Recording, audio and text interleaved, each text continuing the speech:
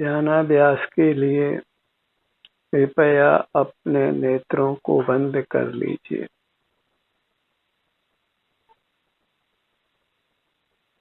जिन जिन अंगों को हम काम में लेते हैं उनको विश्राम दीजिए। उन अंगों का अंतर्दृष्टि कर एहसास कीजिए, संवेदन कीजिए।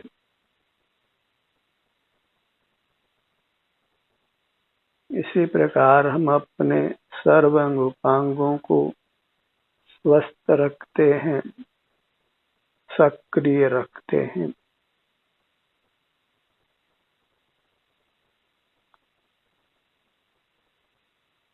उन अंगों को विश्राम देने के लिए हम निद्रा लेते हैं, आहार औषधि का सेवन करते हैं।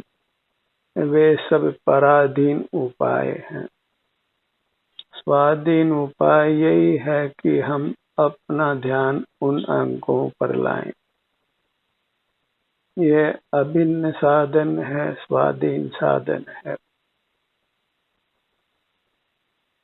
जितना समय हम नेत्रों से देखते हैं, कम से कम उतना समय अपना ध्यान नेत्रों पर लाइए। अपने नेत्रों का एहसास करके नेत्रों को स्वस्थ रखिए, सक्रिय रखिए। योग्य तो यही है कि हम मूर्त काया को, उसके अंगों को उपयोग में नहीं लें, क्योंकि वे परद्रव्य हैं। फिर भी यदि हम उनको काम में लेते हैं तो फिर अपना ध्यान उन स्थानों पर लाकर उन अंगों को स्वस्थ रखें, सुखद रखें। तो अपना ध्यान अपने नेत्रों पर लाइए। देखने से हुई क्षति को नेत्रों पर ध्यान लाकर उसकी पूर्ति करिए।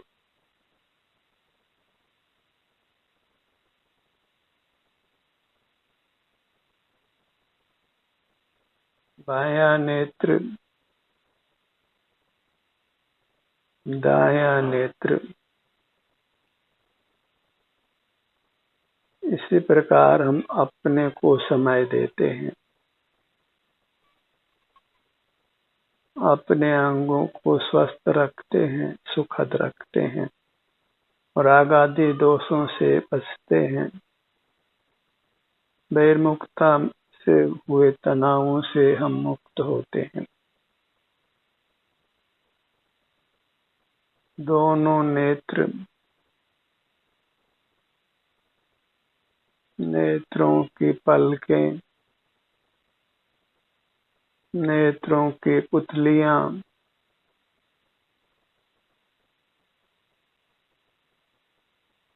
यहाँ के स्वास्थ्य को अनुभव में लीजिए। वेदना है अथवा आराम है, सुखद अनुभूति है, दुखद अनुभूति है।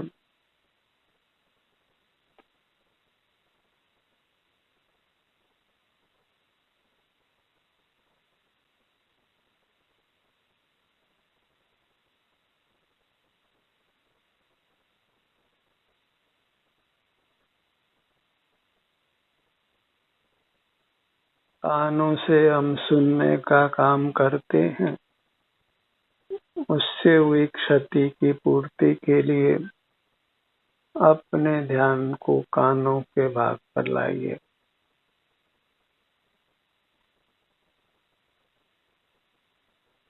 बायां कान, दायां कान,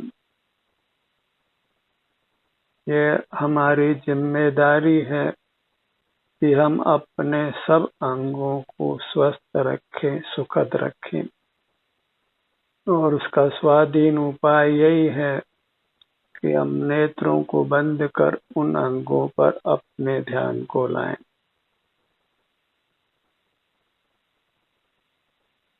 अपना मुख ही अपनी काया को स्वस्थ रखता है। यही स्वाधीन साधन है, अभिन्न साधन है, अभेद साधन है। बिना भौतिक साधनों के ही हम अपने ही सन्मुखता से अपने को स्वस्थ रखते हैं, सुखद रखते हैं। प्रकृति में कोई पराधीनता नहीं है, तथापि अनादि से ही हम इंद्रियों के अधीन जी रहे हैं। इंद्रियों के अधीन, इंद्रियों के विषयों के अधीन जी रहे। मूर्त इंद्रियां भी परद्रव्य हैं, उनके विषय भी परद्रव्य हैं। अपनी अमूर्त इंद्रियां, अमूर्त काया ही स्वद्रव्य है और हमें उसी के अवलंबन से जीना योग्य है, परावलंबन से जीना योग्य नहीं है।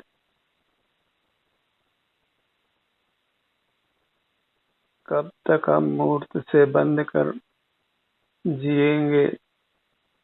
क्योंकि मूर्त विनाशिक है, तो उसके कारण से हम भी विनाश को प्राप्त होते हैं।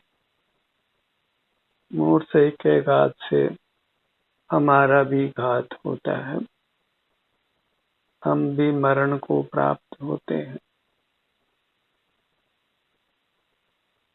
बायां कान दायां कान, बड़ी तसल्ली से, बड़े धैर्य से अपने अंगों पर ठहरना है। इसी से हमारे अंग उपांग हमें सुख का अनुभव कराते हैं, क्योंकि वे सुख स्वभावी हैं। इंद्रियों का व्यवसाय ही हमको परमात्मा होने से रोकता है। यद्यपि हम मूल से, स्वभाव से, अंतरंग में परमात्मा शक्ति से युक्त हैं, वह शक्ति ही हमारी बहिर्मुखता के कारण से बाधित है, प्रकट नहीं हो रही है। परावलंबन के समान कोई पाप नहीं है। हम दूसरों के दोष देखते हैं, पर बहिर्मुखता रूपी अपने महान दोष को ही नहीं देखते हैं, और अपने दोष को जाने बिना उस दोष को हम मिटा नहीं सकते हैं। तो बहिर्मुखता को दोष के रूप में, अवगुण के रूप में देखिए, तभी आप बहिर्मुखता से निवृत्त हो सकते हैं, बहिर्मुख होने से बच सकते हैं, इंद्रिय ज्ञान से बच सकते हैं, इंद्रिय जय कर सकते हैं।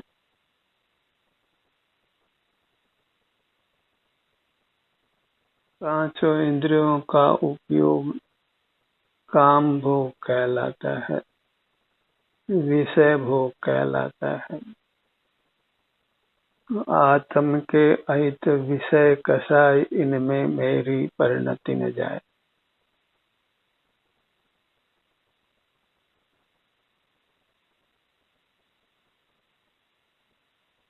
मस्तिष्क का भी हम बहुत उपयोग करते हैं स्मरण करने के लिए, और नाना बुद्धि का व्यवसाय करते, बुद्धि को उपयोग में लेते हैं। इसलिए अपने सिर के भाग को स्वस्थ रखने के लिए अपने ध्यान को अपने सिर के भाग पर लाइए और बड़ी तसल्ली से इस भाग का संवेदन करिए। इससे हम स्वस्थ रहते हैं और सुखी रहते हैं, और यह हमारा ही कर्तव्य है, दायित्व है कि हम अपने आप को स्वस्थ रखें, सुखद रखें, पर से आशा नहीं करना है। और हमें ही सुखी होने के लिए अपने सन्मुख होना होगा।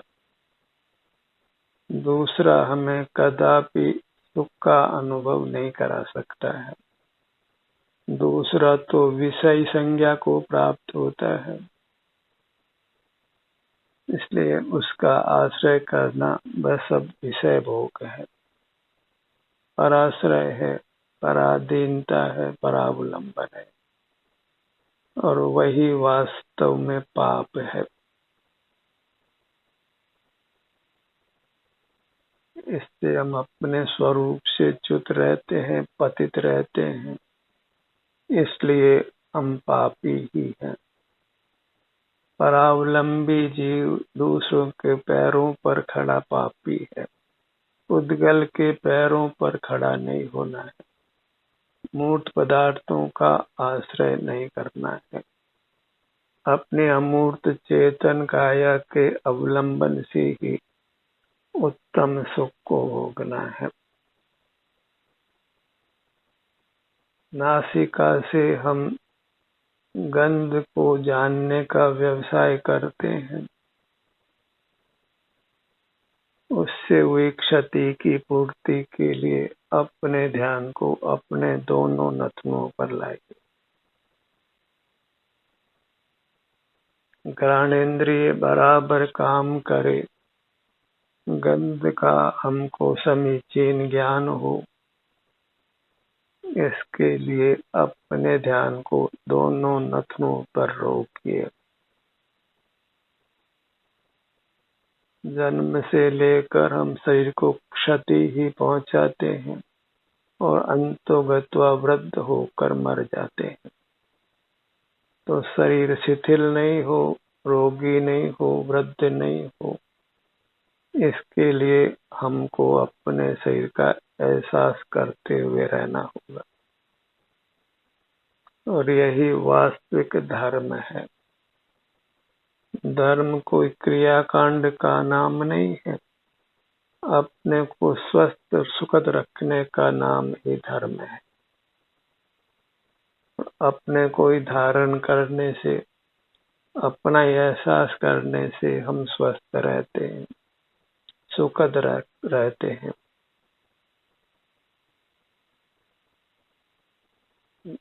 रसना इंद्रिय से हम रस को जानने का व्यवसाय करते हैं, तो रसना इंद्रिय को स्वस्थ रखने के लिए रसना इंद्रिय पर अपने ध्यान को लाइए।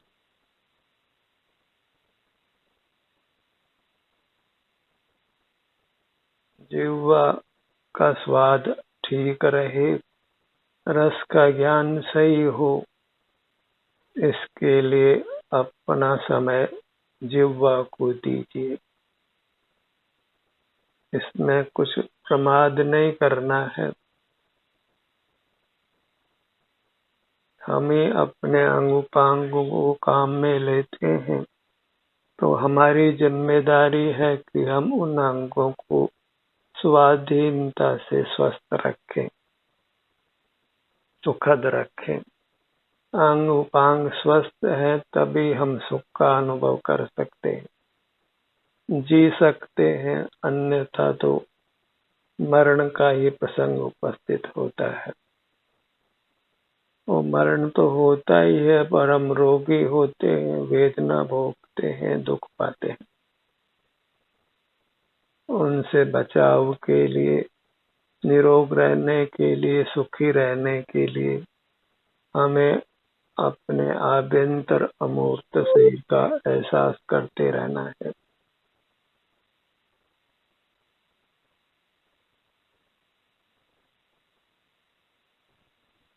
इसमें प्रमाद करना योग्य नहीं है। यही वास्तविक पुरुषार्थ है, और जो ये कार्य नहीं करते हैं, स्वानुभव रूपी पुरुषार्थ नहीं करते हैं, अपने को स्वस्थ रखने का पुरुषार्थ नहीं करते हैं, वे प्रमादी हैं।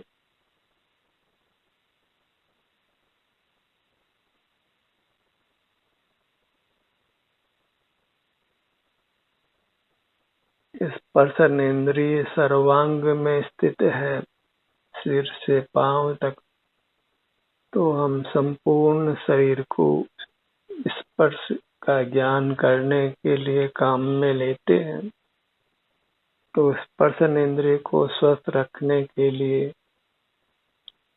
अपने ध्यान को अपने संपूर्ण स्पर्शन इंद्रिय पर लाना है।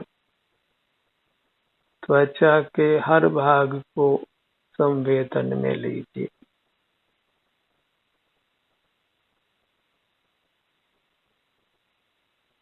सर्वांग से ही हम स्पर्श का ज्ञान करते हैं, इसलिए सिर से लेकर पांव तक स्पर्शन इंद्रिय के हर छोटे से छोटे भाग को एहसास में लीजिए। उसके सन्मुख आइए, ठहरिए और वहाँ के सुख दुख की स्थिति को अनुभव में लीजिए।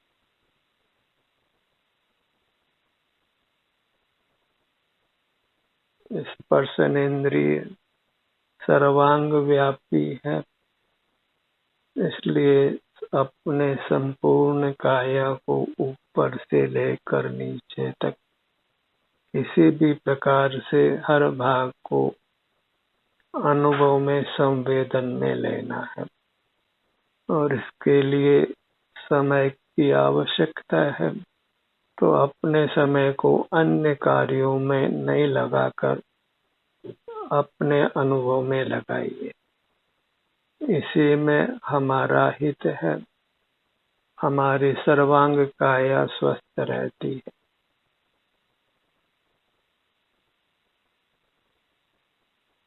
किसी भी कार्य को करने में समय लगता है और हम उसके लिए समय भी निकालते हैं, पर अपने को स्वस्थ रखने के लिए, अपनी काया को स्वस्थ रखने के लिए, अपनी काया का एहसास करने के लिए समय नहीं निकालते हैं।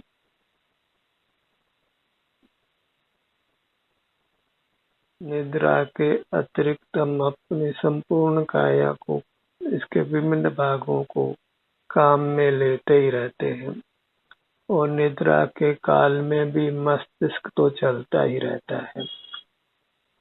इस प्रकार हम एक तरफा व्यवसाय करते हैं, अपनी काया से काम तो लेते हैं पर उसका एहसास करके उसको स्वस्थ सुखी रखने का उपाय नहीं करते, उसके लिए समय नहीं देते।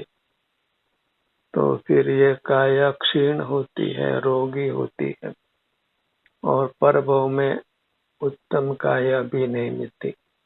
जीवहीन योनियों में, क्षुद्र योनियों में जन्म लेता है और वह तो प्रकट ही है। बाहर में क्षुद्र जीव जंतु ही ज्यादा दिखाई देते हैं, मनुष्य राशि तो उसके सामने नगण्य है। मक्खी, मच्छर, लट, पेड़ पौधे, कीड़े मकोड़े, पक्षी, पशु, ये सभी ही बहुतायत से है और उसका एक ही प्रधान हेतु है कि हम अपने को समय नहीं देते, अपने अमूर्त काया का एहसास नहीं करते, इसके विभिन्न भागों पर अपने ध्यान को नहीं लाते। हम अपने हाथों को बहुधा काम में लेते हैं, तो अपने ध्यान को अपने हाथों पर लाइए ताकि ये हाथ स्वस्थ रहें और इनसे हम अपने लौकिक कार्यों को सुखपूर्वक कर सकें। दाहिना हाथ हमारे अंग उपांग सुचारू रूप से काम कर सके, रोगग्रस्त नहीं हो, सक्रिय रहें, सुख का अनुभव कराएं। इसलिए हमें अपना समय अपने अंग उपांगों को देते रहना है। दाहिने हाथ की पांचों उंगलियों पर ध्यान लाइए।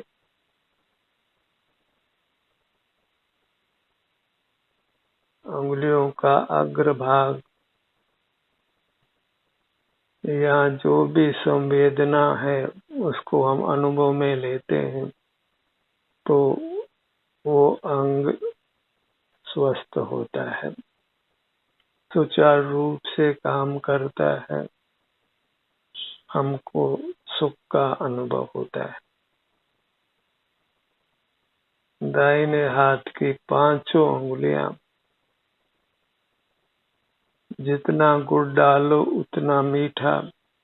इस कहावत के अनुसार जितना अधिक समय आप अपने अमूर्त काया को देते हैं, नेत्र बंद कर अपनी काया पर ध्यान लाते हैं, उतना ही अधिक हमारी काया सुख का अनुभव कराती है, हमारे लौकिक जीवन में भी सफलता प्राप्त करने के लिए सहयोग करती है, अनुकूल रहती है।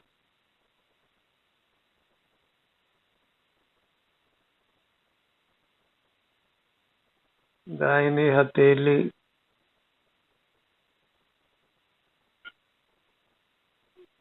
ये एक ऐसा अनुष्ठान है जो हम हमारे हित के लिए करते हैं और इसका फल इस जन्म में तो प्राप्त होता ही है, उत्तर भवों में भी प्राप्त होता है। जैसी करनी वैसी भरनी, विषय भोगादि में ही प्रवृत्त होते हैं तो अस्वस्थ होकर असमय में मर जाते हैं और दुख का भोग करते हैं। यही महान दोष है, महान अपराध है जो कर्म के रूप में हमको भोगना पड़ता है।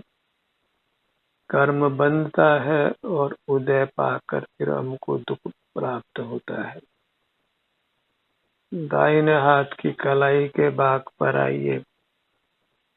हर जोड़ स्वस्थ रहे, सुचारू रूप से काम करे, जीवन में सफलता प्राप्त हो, इसलिए अपने हर जोड़ पर अपने ध्यान को लाना है। कलाई का भाग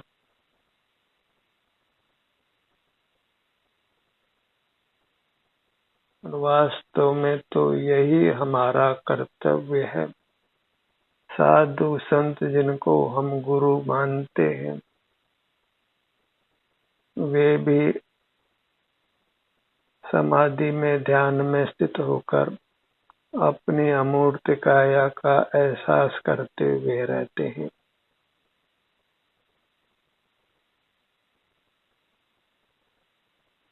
बिना ही बाह्य साधनों का अवलंबन लिए वे अत्यंत स्वस्थ रहते हैं, सुखी रहते हैं, लोक पूज्य होते हैं। अपनी कलाई से कोहनी तक के भाग को अनुभव में लीजिए।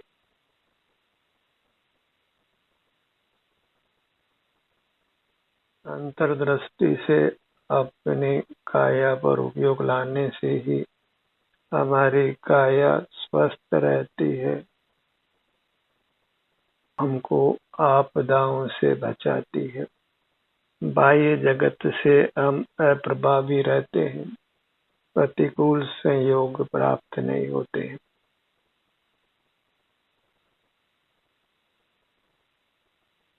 कोने का भाग, कोने का जोड़ सुखद रहे, सुचारू रूप से काम करे, इसके लिए अपने ध्यान को कोने के भाग पर रखिए। वास्तव में तो यही उत्तम आहार है, उत्तम औषधि है, उत्तम निद्रा है।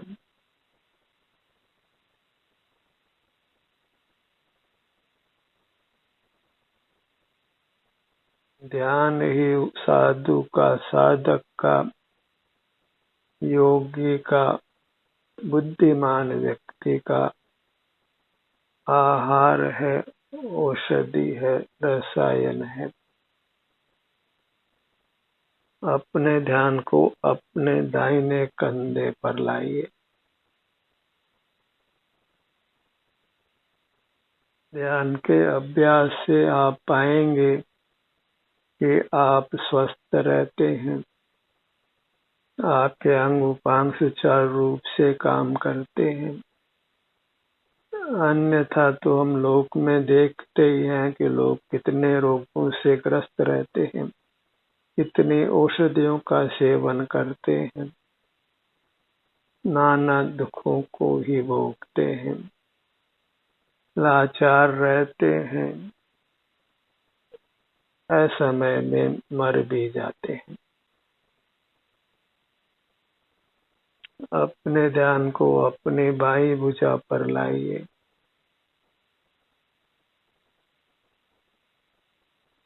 दाहिने पैर पर आइए।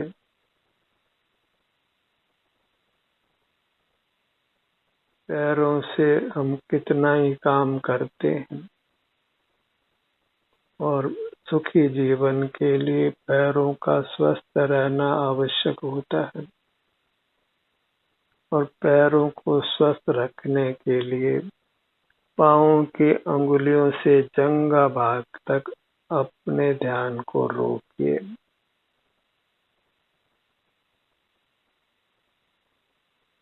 यही योगी की निद्रा है, योगी के द्वारा की जा रही तीर्थ यात्रा है।